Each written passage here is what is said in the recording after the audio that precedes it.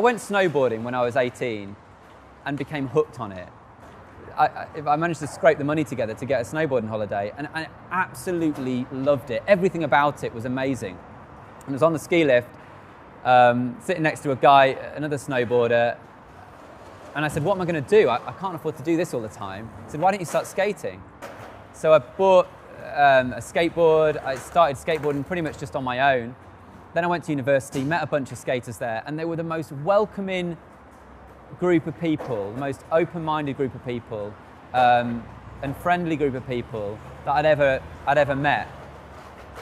And I just wanted to skate and be around those guys. And I loved the creativity of skateboarding. I loved the feel that you got when you learned a new trick. I loved the feel just simply riding along on a skateboard was an amazing feeling. I was skating all the way through university at Manchester, and I was just about to leave to go off and do a master's course at Lancaster University, and I was asked at the same time whether I'd like to manage the skate park as part of Projekts.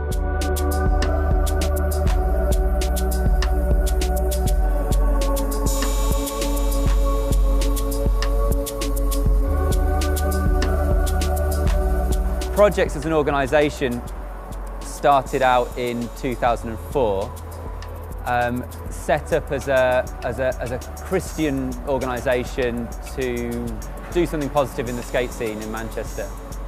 A few years earlier, the council had banned skateboarding in the city centre, at least in certain areas of the city centre.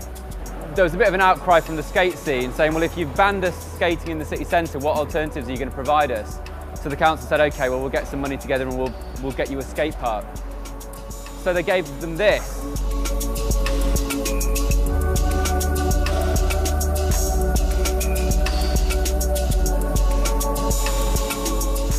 One of my colleagues and I used to sit outside on a little table to kind of sign people in to the skate park. And we did that for several months and realised there were two major problems. One was that we were freezing cold and we needed somewhere to sit that was going to be warm and sheltered. And the second problem was that during the winter months, the skate park was only open for maybe a couple of hours.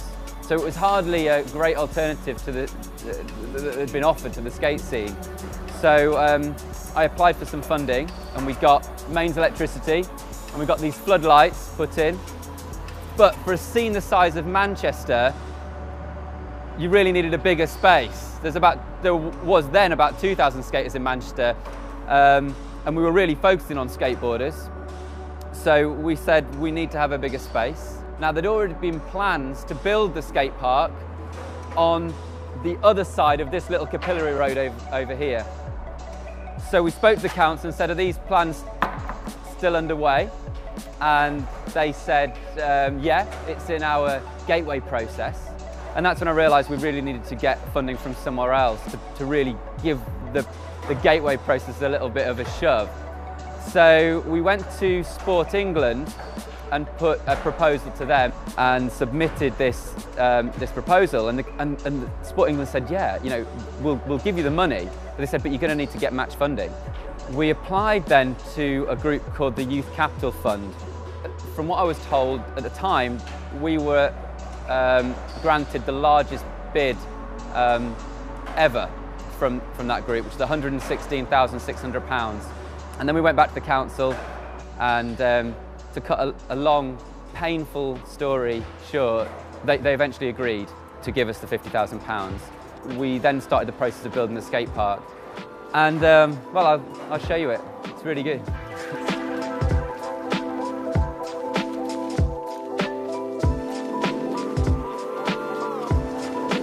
So this is the cafe area here.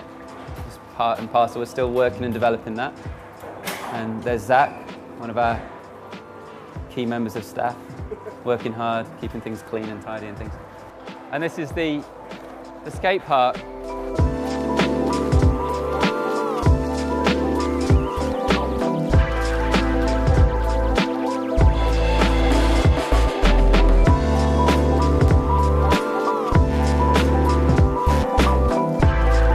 It's made up of quarters, flat banks, ledges. We've got steps and rails. and we've got a nice mellow hip in the middle there. So we wanted to make this one completely unique. We thought, well, Manchester's got a unique skate scene, it's got an amazing skate scene, it's got a skate scene that attracts people from all across the country to come and visit it. So we need to have a skate park that represents that as well.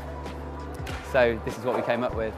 Part of the remit of what we're trying to do here, well, there's two things really.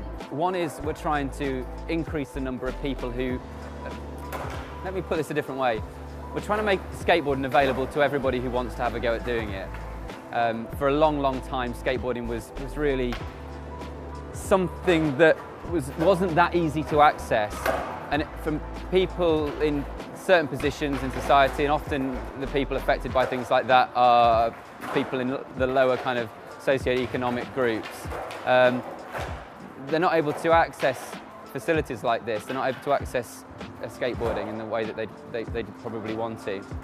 So we do beginner sessions to get young people, local people, people from even outside Manchester, but they can come from anywhere really. And the other side of what we're trying to do is provide a facility that really pushes skateboarders who are at the top of their game. So part of the design of this skate park was to allow people to push themselves further and further.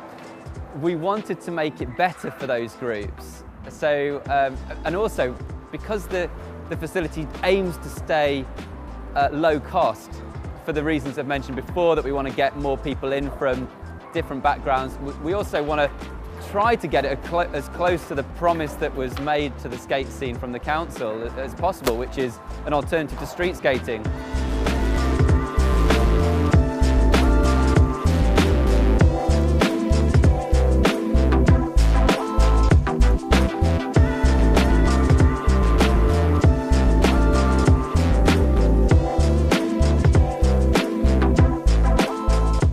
I feel as though I'm able to leave when I've got the skate park to a position where it's able to secure its own income without relying on outside funding. Now, at the moment we don't receive any outside funding and we're breaking even, which is great. And it involves a lot of time and effort pumping into selling our coaching work to schools. So a lot of work goes into doing that. I want to create a sustainable organisation that really is, you know, energised and energetic, and constantly pushing out in new directions, saying what can we do, what kind of amazing, awesome events can we put on that just make this part of the city come alive for skateboarders.